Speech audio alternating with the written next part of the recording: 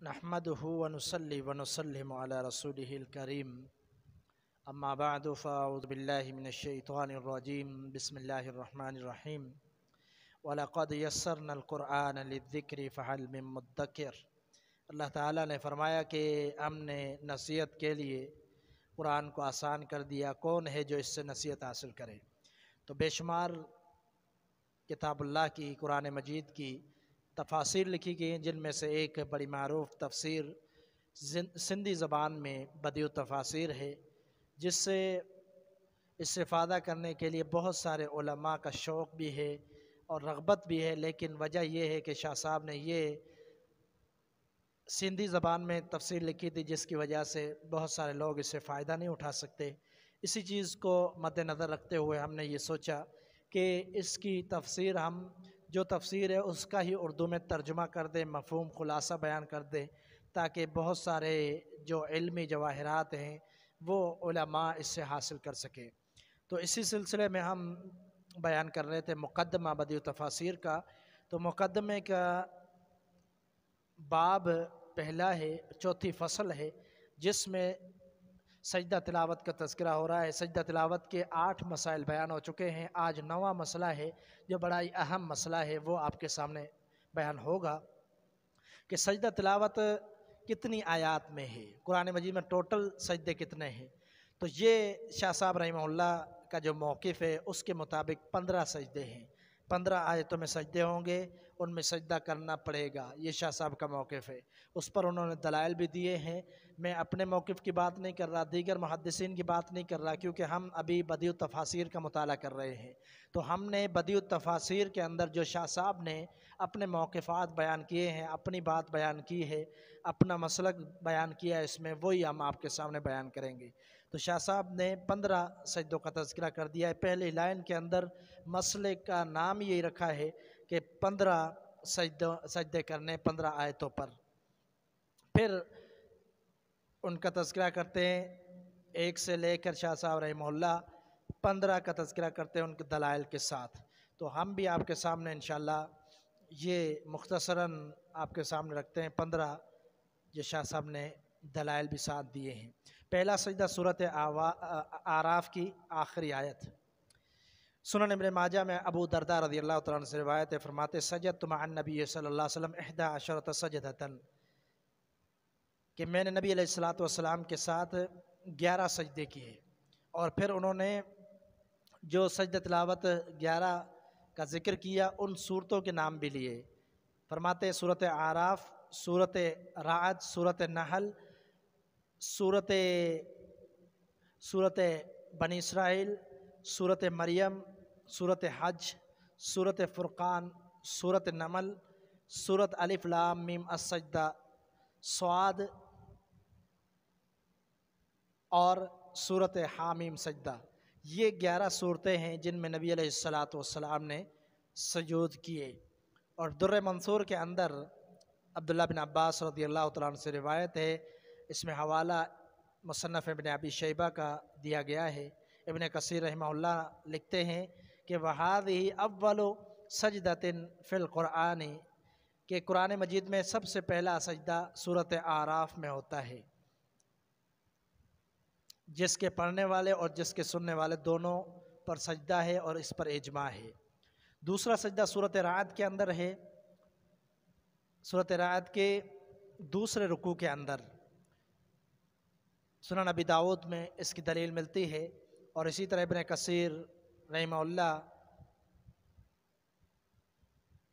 ने जो इजमा नकल किया उससे भी दलील मिलती है कि पहले जो सजदे का तज़किरा हुआ सूरत आराफ का, उसमें ये बात गुजर चुकी है। और शाह साहब फरमाते इब्न अब्बास की रिवायत जो है दुर्र मंसूर में, उससे भी इसका इशारा मिलता है। इसके बाद तीसरा सजदा सूरत नहल के अंदर है, जो कि 6ठे रुकू के अंदर है। और इस सजदे के बारे में जो दलाइल है, शाह साहब फरमाते हैं तफसीर खाजिन में है कि वहाज़ि सजदतु मिन अज़ाइम सुजूदिल क़ुरआनी, कि ये जो सजदा है ये कुरान मजीद के ज़रूरी सजूद में से है, इसीलिए पढ़ने वाले पर सुनने वाले पर दोनों पर सजदा करना सुन्नत है। उसके बाद सूरत बनी इसराइल کہ آخری رکوع میں سجدہ ہے، اور اس کا بھی ذکر ہو چکا ہے پہلے مسئلے کے اندر کہ صورت اعراف کا جو سجدہ تذکرہ ہوا اس میں 11 جو سجود ہے اس میں صورت بنی اسرائیل کا تذکرہ بھی ہے۔ صورت مریم کے چوتھے رکوع میں سجدہ ہے، اور یہ بھی صورت اعراف والی جو پہلی حدیث بیان ہوئی اسی کے اندر سیدنا ابو درداء کی اس کے اندر اس کی دلیل ملتی ہے، اور تفسیر ابن جریر میں سیدنا امیر عمر رضی اللہ تعالیٰ عنہ سے روایت ہے کہ وہ صورت مریم پڑھتے تو سجدہ کرتے۔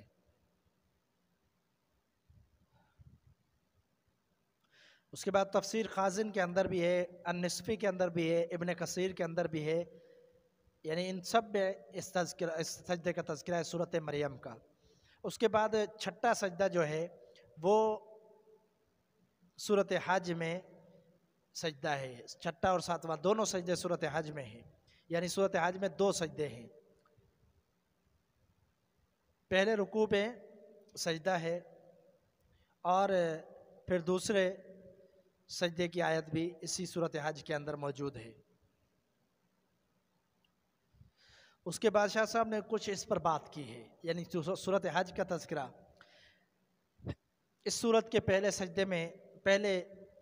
سجدے میں کوئی اختلاف نہیں ہے، مگر جو دوسرا سجدہ ہے اس میں اختلاف ہے۔ تفسیر خازن میں ہے کہ لم يختلف العلماء فی السجدۃ الاولی من هذه السورة واختلفوا فی السجدۃ الثانی۔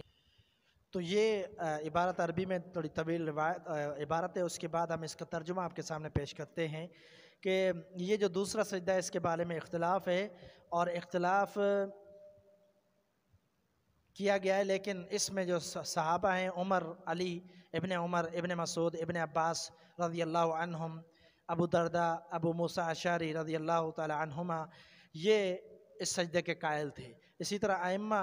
دین میں سے عبداللہ بن مبارک، امام شافعی، امام احمد بن حنبل، اسحاق بن راہوے، ان سب کا بھی یہی کہنا ہے کہ یہ سجدہ صحیح ہے اور ثابت ہے۔ اور اسی طرح ترمذی کے اندر، ابو داؤد کے اندر عقبہ بن عامر رضی اللہ تعالیٰ عنہ سے روایت ہے کہ میں نے نبی صلی اللہ علیہ وسلم سے میں نے کہا کہ اللہ کے رسول صورت حج میں بھی سجدہ ہے؟ تو آپ نے فرمایا جی ہاں۔ تو آپ نے یہاں تک فرمایا کہ جو یہ 2 سجدے نہیں کرتا وہ صورت ہی نہ پڑھے، صورت حج۔ اور موطا امام مالک اور امیر عمر رضی اللہ تعالیٰ عنہ سے روایت ہے موطا مالک میں کہ انہوں نے حج کے صورت حج میں 2 سجدے کیے، اور یہ بھی کہا کہ اس صورت کی خاص فضیلت ہے 2 سجدوں کی وجہ سے۔ اور بعض علماء نے یہ بھی کہا ہے کہ صورت حج میں فقط پہلا ہی سجدہ ہے اور دوسرا نہیں ہے۔ اسی طرح تابعین امام حسن بصری، سعید بن مسیب، سعید بن جبیر کہتے ہیں کہ ایک ہی سجدہ ہے دوسرا نہیں ہے، اور یہی مذہب ہے امام سفیان ثوری کا، امام ابو حنیفہ، امام مالک۔ وہ دلیل یہ دیتے ہیں کہ صورت حج میں جو دوسرا سجدہ ہے اس روایت میں رکوع کا بھی تذکرہ ہوا ہے، تو اس سے مراد نماز کا سجدہ ہے، نہ کہ الگ سے سجدہ تلاوت۔ تو ناظرین، شاہ صاحب فرماتے ہیں ناظرین اس سجدے کے جو قائل نہیں ہیں تو ان کی دلیل صحیح نہیں ہے۔ کیوں؟ پہلی بات یہ ہے کہ حدیث کے مقابلے میں اس قسم کی تعویل معتبر نہیں ہے، ایک طرف حدیث ہے دوسری طرف ان کی تعویل ہے۔ تو آیت میں سجدہ دے کر سجدہ کرنا چاہیے، جیسے کہ شروع میں بیان بھی ہو چکا ہے، اور پھر دوسری بات یہ ہے کہ اس سے ساتھ جو رکوع کا ذکر ہے تو وہ سجدے کے معنی نہیں ہے، سجدے کے معنی نہیں ہے۔ جو روایت پیش کی جاتی ہے اس کے حوالے سے شاہ صاحب فرما رہے ہیں یہ سجدہ تلاوت کے معنی نہیں ہے، رکوع کا تذکرہ ہے تو وہ الگ تذکرہ ہے۔ اور اسی طرح تیسری بات یہ ہے کہ سورۃ صاد میں سجدے کے قائل ہیں احناف حضرات، حالانکہ وہاں جو سجدہ ہے، سجدے کی جو آیت ہے وہ اس میں صرف رکوع کا ذکر ہے اور سجدے کا ذکر ہی نہیں ہے، تو یہ عذر صحیح نہیں کہا جائے گا۔ یعنی یہ جو عذر پیش کیا گیا کہ ایک روایت ہے جس میں سجدے اور رکوع کا تذکرہ ہے تو اس لیے رکوع کا تذکرہ ہے تو ہم یہ سمجھیں گے کہ یہ سجدہ ہے جو نماز والا سجدہ ہے. تو جو سعاد والا سجدہ ہے اس کے احناف قائل ہے، حالانکہ وہاں صرف رکوع کا سجدہ رکوع کا تذکرہ ہے، اس روایت میں سجدے کا تذکرہ نہیں، پھر بھی وہ سجدہ کرتے ہیں. تو ان کے اپنے طور پر بھی اگر دیکھا جائے تو یہ دلیل نہیں بنتی سجدہ نہ کرنے کی. اس کے بعد فائدہ ذکر کرتے شاہ صاحب فرماتے ہیں کہ اوپر عقبہ بن عامر کی جو روایت جس میں عبداللہ بن لہیہ ہے وہ راوی ضعیف ہے، جیسے المیزان کے اندر ہے اور تہذیب کے اندر ہے، لیکن اس روایت کی ایک مرسل روایت تائید کرتی ہے مراسیل ابو داؤد کے اندر جو خالد بن معدان سے روایت ہے ان رسول اللہ صلی اللہ علیہ وسلم قال فضلت سورة الحج علی القرآن بسجدتین. یعنی یہ روایت جو عقبہ عامر کی جو شروع میں بیان کی گئی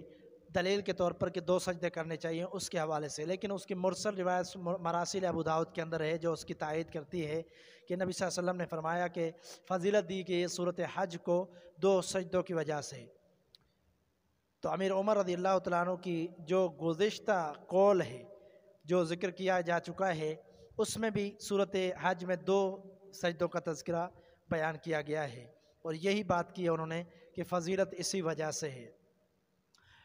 تو یہ اثر مرفوع ہے، حکماً مرفوع ہے، یعنی حقیقتاً نہیں، حکماً مرفوع ہے حکم کے اعتبار سے کہ امیر عمر جو بیان کر رہے ہیں تو یقیناً یہ حدیث سے ہی بیان کر رہے ہوں گے، نبی صلی اللہ علیہ وسلم کی تعلیمات ہوگی. اور اسی طرح صحابہ اکرام کے آثار جن کے نام گزر چکے ہیں سے بھی اس کی تائید ملتی ہے کہ یہ 2 سجدے ہیں. اور اسی طرح تائید ابو داؤد کے اندر بھی ملتی ہے حدیث سے. تو ابن ماجہ کے اندر روایت بھی ہے سیدنا عمر بن عاص سے کہ فرماتے ہیں کہ نبی علیہ الصلوۃ والسلام نے 15 سجدے پڑھائے، قرآن میں 15 سجدے پڑھائے. تو 3 سجدے مفصل صورتوں کے اندر، یعنی صورت حجرات سے صورت نجم تک، انشقاق کے اندر اور صورت علق کے اندر، اور 2 سجدے صورت حج میں. ان سب روایتوں کو حافظ ابن کثیر رحمہ اللہ اپنی تفسیر کے اندر لانے کے بعد یہ لکھتے ہیں کہ وَهَذِهِ شَوَاهِدُ يَشُدُّ بَعْضُهَا بَعْضًا، یہ شواہد ہیں جو ایک روایت دوسری روایت کو مضبوط کرتی ہے، اور اس سے دلیل ملتی ہے کہ سجدے 2 ہیں سجدے صورت حج کے اندر.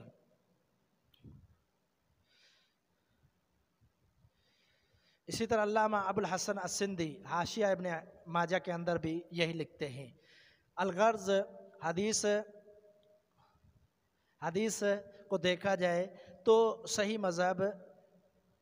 اس جماعت کا ہے جو 2 سجدوں کی قائل ہے. اگرچہ ابن عباس رضی اللہ عنہما سے مصنف ابن ابی شیبہ کے اندر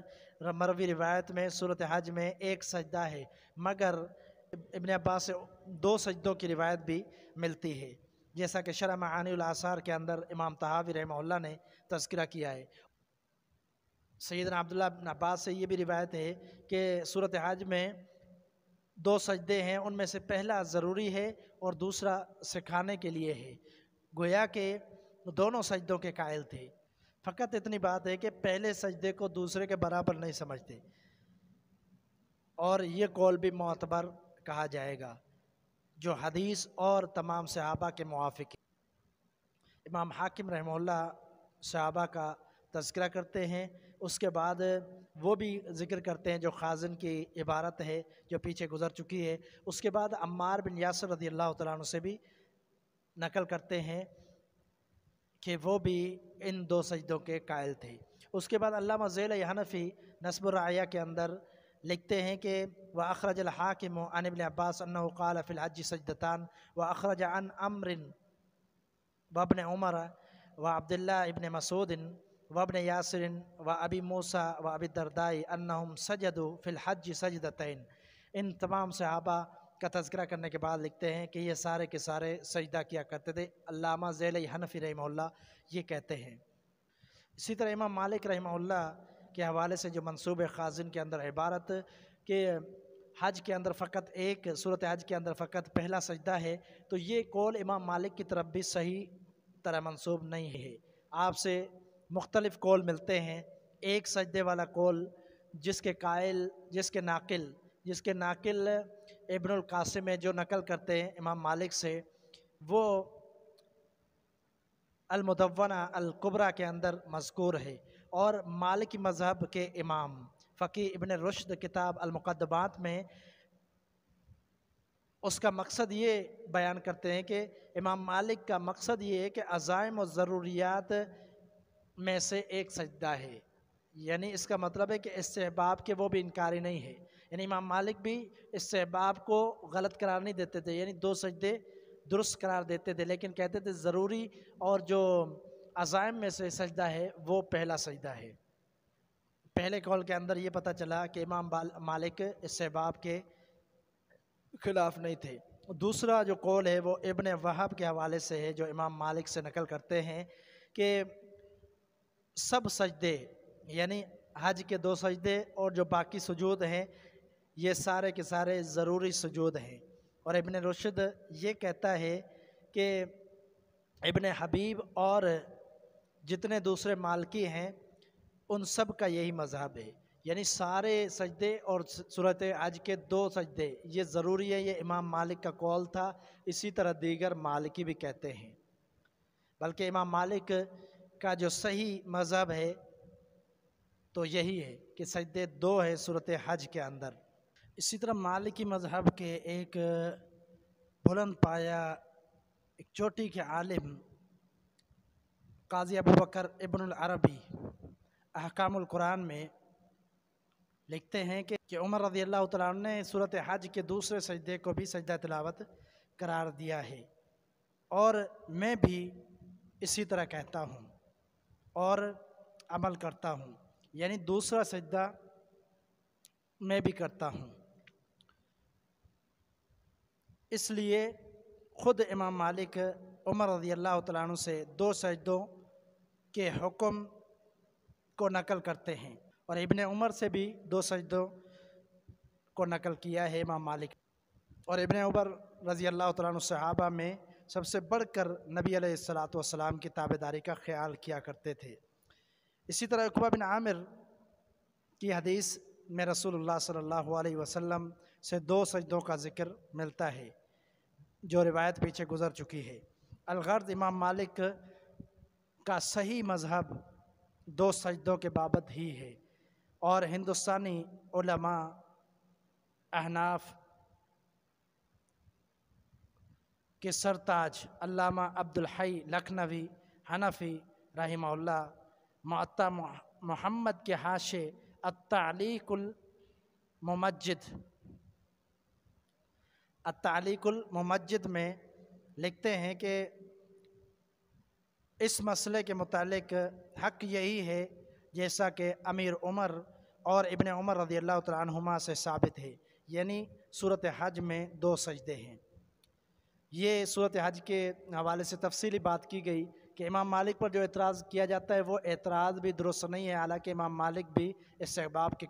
قائل تھے، اور مالک کی بڑے بڑے علماء بھی 2 سجدوں کے قائل ہیں۔ اسی طرح جو 8واں سجدہ ہے قرآن مجید کے اندر وہ صورت فرقان کے اندر ہے، 5ویں رکوع کے اندر۔ تو اس کا بھی پہلا جو سجدہ بیان کیا گیا سورۃ اعراف کا، اسی حدیث میں اس صورت کا تذکرہ بھی ہے، صورت فرقان کا۔ وقد اتفق العلماء رحمهم اللہ علی ان هذه السجدة التي في الفرقان، امام ابن کثیر رحمہ اللہ فرماتے ہیں جو صورت فرقان میں سجدہ ہے تو تمام علماء کا اس پر اجماع ہے، کہ اتفاق ہے کہ پڑھنے والا ہو یا سننے والا ان دونوں کے لیے یہ سجدہ کرنا مسنون ہے۔ اسی طرح در منصور کے اندر سعید بن منصور اور عبد بن حمید اسود نخعی سے بھی سجدہ یہ منقول ہے۔ اسی طرح 9واں سجدہ جو ہے قرآن مجید میں سورۃ نمل کے اندر دوسرے رکوع میں ہے، یہ بھی پہلے جو سجدے کا تذکرہ اور سورۃ اعراف اسی حدیث کے اندر اس کا تذکرہ ہے۔ تفسیر خازن میں لکھا ہوا ہے کہ پڑھنے والے اور سننے والے دونوں پر یہ مسنون ہے۔ 10واں سجدہ الف لام میم السجدہ میں ہے، دوسرے رکوع میں، یہ بھی سورۃ اعراف والی حدیث کے اندر ذکر ہو چکا ہے، اور تفسیر خازن میں اور تفسیر فتح البیان کے اندر اور دیگر تفاسیر کے اندر بھی اس سجدے کے بابت بھی لکھا گیا ہے کہ یہ سجدہ سنت ہے دونوں کے لیے، سننے والے کے لیے، پڑھنے والے کے لیے، 11واں سجدہ سورۃ صاد کے اندر، سورۃ صاد کے دوسرے رکوع میں ہے۔ سورۃ اعراف میں اس سورۃ اعراف کا جو سجدہ ذکر کیا گیا اسی حدیث میں اس کا تذکرہ ملتا ہے۔ امام ابن کثیر رحمہ اللہ لکھتے ہیں کہ وَقَدْ اخْتَلَفَ الْأَئِمَّةُ فِي سَجْدَةِ الصَّعْد، سجدہ صاد سورت کے اندر جو سجدہ ہے اس میں ائمہ نے اختلاف کیا ہے۔ کیا اختلاف کیا ہے؟ یہ ایک طویل عربی عبارت ہے، تو اس کو ہم ترجمے میں پیش کر دیتے ہیں کہ سورۃ صاد کا جو سجدہ ہے اس کا ضروری ہونا نہ ہونا اس میں اختلاف ہے کہ ضروری ہے یا نہیں۔ امام شافعی کا آخری قول اور نیا قول یہی ہے کہ ضروری نہیں ہے، مگر شکرانے کے طور پر یہ سجدہ کرنا چاہیے۔ مسند احمد کے اندر، صحیح بخاری کے اندر اور ابو داؤد، ترمذی، سنن نسائی، ان کے اندر یہ روایت ہے ابن عباس رضی اللہ تعالیٰ عنہ سے کہ صاد کا جو سجدہ ہے وہ ضروری سجدوں میں سے نہیں ہے، یعنی عزائم السجود میں سے نہیں ہے۔ اور عبداللہ بن عباس رضی اللہ تعالیٰ عنہ فرماتے ہیں رسول اللہ صلی اللہ علیہ وسلم کو میں نے دیکھا کہ آپ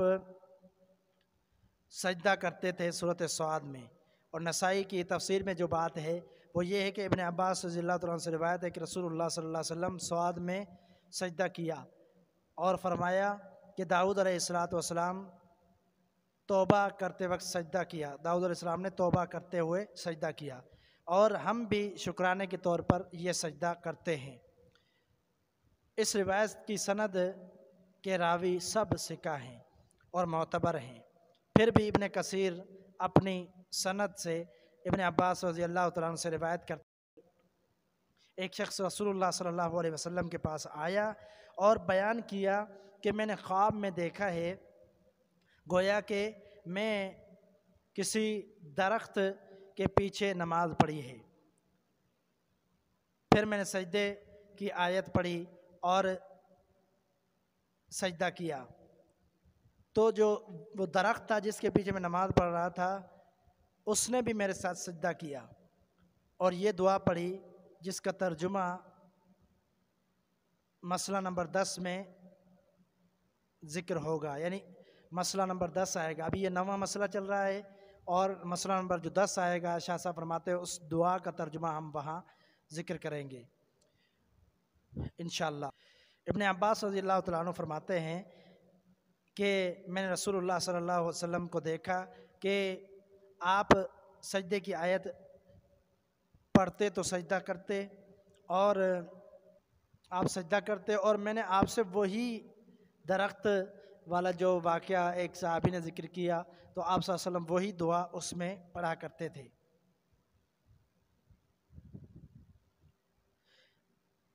یہ حدیث بھی جامع ترمذی کے اندر ہے۔ نیز امام بخاری، صحیح بخاری میں ابن عباس رضی اللہ تعالیٰ عنہ سے روایت ہے کہ اللہ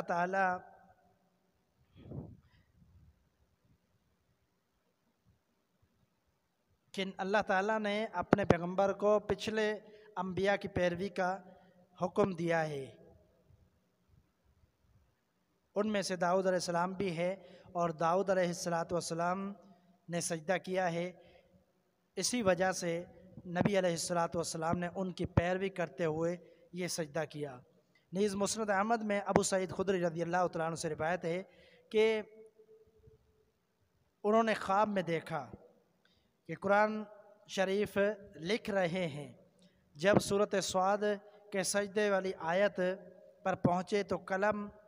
میں سیاہی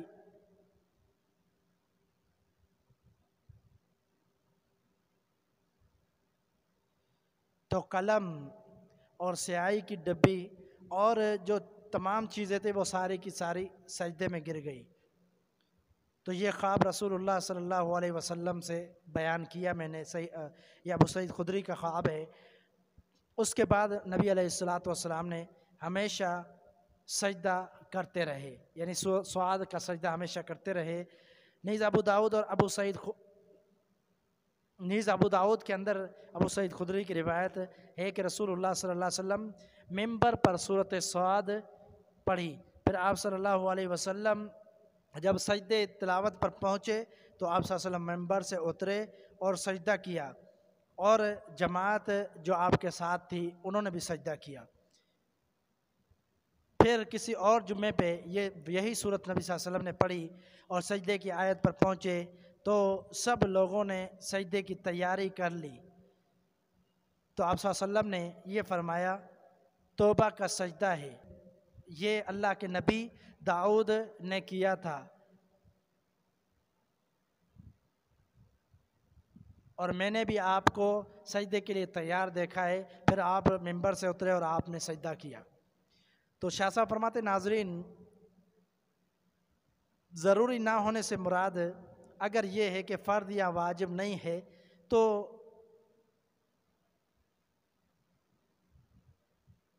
تو یہ حکم تمام سجدوں کے لیے ہے،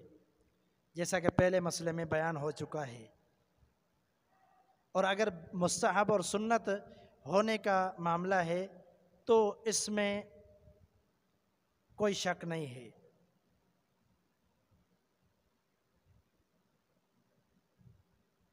اور اگر سنت اور مستحب کہا جائے تو اس میں کوئی شک نہیں ہے، جیسا کہ رسول اللہ صلی اللہ علیہ وسلم کا عمل اس کا ثبوت ہے، تو اس کو سجدہ شکر کہو یا سجدہ توبہ کہو، بہرحال یہ سنت ہے اور مسلمان کے لیے ہر لحاظ سے بہتر ہے اور اچھا ہے اور موجب ثواب ہے۔ مالکی مذہب والے اس کا سجدے کے قائل نہیں ہیں، مگر اوپر ذکر ہوا ہے حدیثوں کا کہ یہ حجت ہے، اس پر سجدہ کیا جا سکتا ہے۔ قاضی ابو بکر ابن العربی مالکی احکام القرآن کے اندر لکھتے ہیں کہ والذی عندی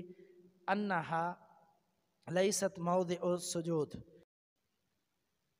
یعنی یہ سجدے کی جگہ نہیں ہے، یعنی سجدہ اس صورت میں اگر آیت سجدہ ہے تو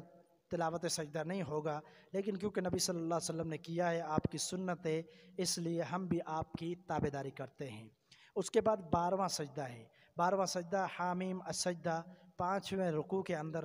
یہ سجدہ ہے، اور یہ بھی سورۃ اعراف والی حدیث کے اندر گزر چکا ہے۔ تفسیر در منصور کے اندر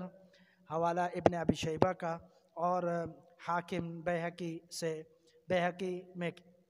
مستدرک حاکم اور بیہقی میں روایت ہے، عبداللہ بن عباس سے ابن مسعود سے روایت ہے کہ یہ دونوں اس صورت میں سجدہ جو آتا تھا اس پر سجدہ کرتے تھے۔ ابن عباس رضی اللہ تعالیٰ عنہ لا یسعمون پر سجدہ کیا کرتے تھے، اور عبداللہ بن مسعود رضی اللہ تعالیٰ عنہ اس سے پچھلی آیت ان کنتم ایاہ تعبدون پر سجدہ کیا کرتے تھے۔ اور ابن سعد کا حوالہ ابن ابی شیبہ کے اندر ابن عمر رضی اللہ تعالیٰ عنہ سے روایت ہے کہ ابن عمر رضی اللہ تعالیٰ عنہ پہلی آیت پر سجدہ کیا کرتے تھے۔ امام بخاری نے عبدہ بن حزن بصری رضی اللہ تعالیٰ عنہ سے روایت لائی ہے کہ وہ بھی پہلی آیت پر سجدہ کیا کرتے تھے، جس پر عبداللہ بن عباس رضی اللہ تعالیٰ عنہ سجدہ کیا کرتے تھے۔ تفسیر فتح البیان میں ہے کہ حاضر آیت کہ اس صورت کے اندر سجدے کے بارے میں کسی کا اختلاف نہیں ہے، باقی بعض یہ کہتے ہیں کہ پہلی آیت ان کنتم ایاہ تعبدون پر سجدہ کیا جائے، کیونکہ وہیں پر سجدے کا حکم ہے۔ یہی قول ابن مسعود کا ہے، اور ابن عباس کہتے ہیں کہ بعد والی آیت پر سجدہ کیا جائے، کیونکہ اس پر کلام بات پوری ہوتی ہے۔ ابن عمر سے پہلے اور پچھلی دونوں پر سجدہ منقول ہے، یعنی کبھی وہ اس پر کر لیتے تھے، کبھی اس پر کر لیتے تھے۔ تو شاہ صاحب فرماتے ناظرین،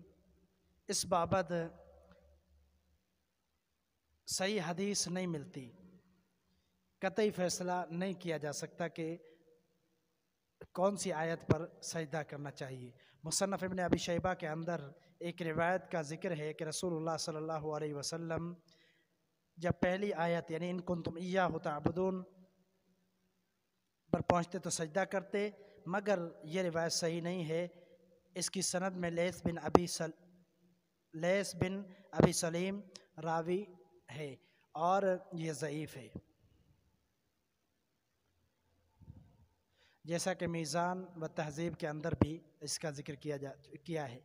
جیسا کہ میزان کے اندر بھی ہے اور تہذیب کے اندر بھی کہ یہ راوی ضعیف ہے، لیکن اس کا جو استاد ہے حکم بن عتیبہ مدلس ہے، جیسا کہ التقریب و تہذیب میں ہے، تو انہوں نے معنعن کے ساتھ روایت کیا ہے، اس وجہ سے روایت پر اعتبار نہیں ہو سکتا، اس لیے مناسب یہ ہے کہ دوسری جو آیت ہے اس کا سجدہ کیا جائے، کیونکہ اسلاف کے دونوں قول پر عمل ہو جائے گا۔ تفسیر خازن میں لکھتے ہیں صاحب تفسیر وَهُوَ الْأَصَحُّ عِنْدَ أَصْحَابِ الشَّافِعِ کہ یہی امام شافعی کے مذہب کے مطابق ہے کہ دوسری آیت پر سجدہ کیا جائے، یعنی وَهُمْ لَا يَسْأَمُونَ پر سجدہ کیا جائے، اور مذہب امام ابو حنیفہ کا بھی یہی ہے۔ نیز ابن عباس رضی اللہ تعالیٰ عنہما اور سعید بن مسیب اور قتادہ تابعی رحمہم اللہ سے بھی یہی منقول ہے۔ اس کے بعد 14واں جو سجدہ ہے وہ سورۃ النجم کے آخر میں ہے، امام بخاری کے حوالے سے پیچھے تیسرے مسئلے میں گزر چکا ہے کہ نبی علیہ الصلوۃ والسلام نے سجدہ کیا سورۃ النجم میں، اور اس سے ساتھ کتنے ہی لوگوں نے سجدہ کیا، یعنی نبی صلی اللہ علیہ وسلم کے ساتھ کتنے ہی لوگوں نے سجدہ کیا۔ نیز اس فصل کے شروع میں بخاری کے حوالے سے ابن مسعود سے ایک روایت بھی گزری ہے کہ نبی علیہ الصلوۃ والسلام مکے میں سورۃ النجم پڑھی تو آپ نے سجدہ کیا۔ مالکی مذہب والے اس سجدے کے قائل نہیں ہیں، مگر یہ حدیثیں جو گزر چکی ہے یہ حجت ہے، اور فصل کے شروع میں یعنی چوتھی فصل کے شروع میں حدیث گزری ہے کہ رسول اللہ صلی اللہ علیہ وسلم نے سورۃ النجم سنی تو آپ نے سجدہ نہیں کیا، تو اس کا مطلب یہ نہیں ہے کہ اس صورت میں سجدہ ہی نہیں ہے، بلکہ سجدہ تو ہے، کیونکہ نبی صلی اللہ علیہ وسلم نے خود بھی سجدہ کیا تھا جب خود آپ صلی اللہ علیہ وسلم نے پڑھی تھی، مگر کسی وقت اگر سجدہ نہ ہو تو یہ امت کو سبق ہے کہ ضروری نہیں ہے، یہ نفلی سجدہ ہے، فرض اور واجب نہیں ہے، جیسا کہ اوپر بیان ہو چکا ہے۔ ابن العربی مالکی احکام القرآن کے اندر لکھتے ہیں کہ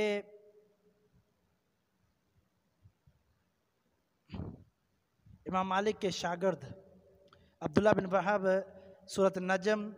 کے سجدے کو ضروری سمجھتے تھے، امام مالک بھی خود سجدہ دیا کرتا تھا، اور اسی طرح امام مالک عمر رضی اللہ تعالیٰ عنہ سے روایت کرتے ہیں کہ انہوں نے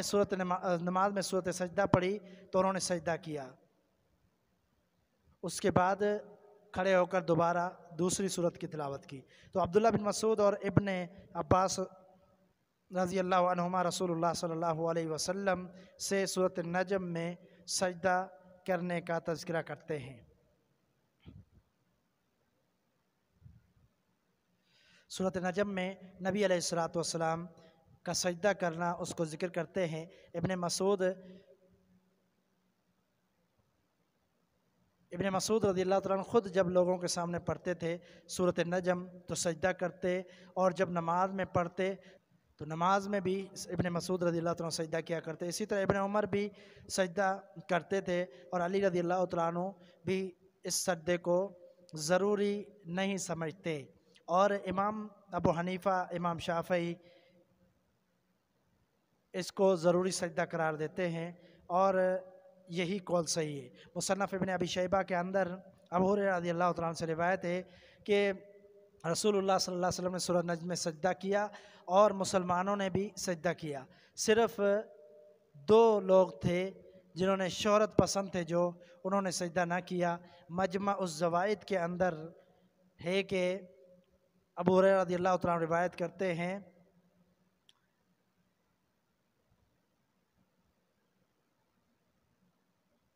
کہ میں رسول اللہ صلی اللہ علیہ وسلم کے پاس سورہ نجم لکھ رہا تھا، تو جب سجدے کی آیت آئی تو نبی صلی اللہ علیہ وسلم نے سجدہ کیا، جو سیاہی تھی اور جو سیاہی کی ڈبی تھی اور قلم، انہوں نے بھی سجدہ کیا۔ تو یہ 13ویں سجدے کے بارے میں جو صورت نجم کے اندر سجدہ ہے آخر میں، اس کا تذکرہ ہوا۔ اب 14واں سجدہ ہے صورت انشقاق کے اندر۔ حافظ ابن کثیر رحمہ اللہ تفسیر کے اندر بیان کرتے ہیں کہ ابو ہریرہ رضی اللہ تعالیٰ عنہ کی سند سے روایت لاتے ہیں، موطا امام مالک، مسلم اور سنن نسائی، ان کے اندر یہ روایت ہے۔ تو ابو ہریرہ رضی اللہ تعالیٰ عنہ نے جب اذا السماء انشقت پڑھی تو آپ نے سجدہ کیا، اور یہ بھی کہا کہ اس میں نبی صلی اللہ علیہ وسلم نے سجدہ کیا تھا۔ نیز بخاری میں ابو رافع سے روایت ہے کہ میں نے ابو ہریرہ رضی اللہ تعالیٰ عنہ کے پیچھے عشاء کی نماز پڑھی تو انہوں نے اذا السماء انشقت کی تلاوت کی اور سجدہ کیا، تو آپ سے پوچھا گیا کہ آپ نے ایسا کیوں کیا؟ تو کہتے ہیں کہ نبی صلی اللہ علیہ وسلم کے پیچھے میں نے نماز پڑھی تو آپ صلی اللہ علیہ وسلم کے پیچھے تو میں نے وہاں بھی سجدہ کیا تھا، تو اسی وجہ سے میں نے سجدہ کیا، اور میں کرتا رہوں گا ہمیشہ جب تک میرے جان کے اندر جان ہے، یعنی جب تک زندگی ہے میں کرتا رہوں گا۔ یہ روایت مسلم کے اندر ہے، ابو داؤد کے اندر ہے اور سنن نسائی میں بھی ہے۔ نیز مسلم وغیرہ میں ابو ہریرہ سے روایت ہے کہ رسول اللہ صلی اللہ علیہ وسلم کے ساتھ ہم اذا السماء انشقت اور اقرأ بسم ربک الذی خلق پڑھتے تو ہم نے آپ کے ساتھ سجدہ دیا۔ در منصور میں بھی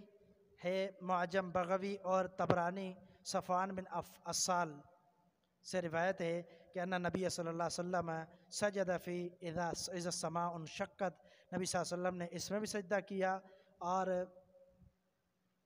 نبی صلی اللہ علیہ وسلم نے سجدہ کیا اذا السماء انشقت میں، یعنی یہ صورت انشقاق ہے۔ تو یہ دلائل تھے صورت انشقاق کے سجدے کے حوالے سے۔ آخری سجدے کا تذکرہ شاہ صاحب رحمہ اللہ کرتے ہیں، 15واں سجدہ، وہ صورت علق کے اندر ہے، اقرأ بسم ربک الذی خلق۔ تو یہ پچھلے ہی مسئلے کے اندر یعنی 14ویں سجدے کے اندر ذکر ہو چکا ہے کہ یہ روایت معجم بغوی طبرانی کے حوالے سے در منصور میں ذکر کی جا چکی ہے، صفوان بن عسال کی۔ نیز مستدرک حاکم کے اندر علی رضی اللہ تعالیٰ عنہ سے روایت ہے کہ قال عزائم السجود فی القرآن الف لام میم تنزیل و حامیم تنزیل السجدہ والنجم و اقرأ بسم ربک الذی خلق، یعنی علی رضی اللہ تعالیٰ عنہ فرماتے ہیں کہ ان صورتوں کے سجدے ضروری ہیں، الف لام میم تنزیل اور الف حامیم تنزیل السجدہ اور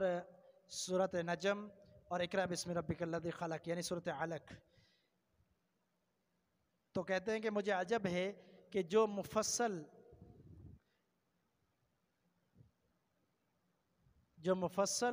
صورتوں کے سجدوں کو نہیں مانتا، مجھے ان پر تعجب ہوتا ہے۔ مصنف ابن ابی شیبہ کے اندر روایت ہے ابن مسعود رضی اللہ تعالیٰ عنہ سے کہ انہوں نے سورۃ اعراف، بنی اسرائیل، سورۃ نجم اور اقرأ بسم ربک الذی خلق میں سجدہ کیا، اور زر بن حبیش تابعی سے بھی نقل کرتے ہیں کہ وہ بھی اقرأ یعنی سورۃ علق کے سجدے کو ضروری سمجھتے تھے۔ در منصور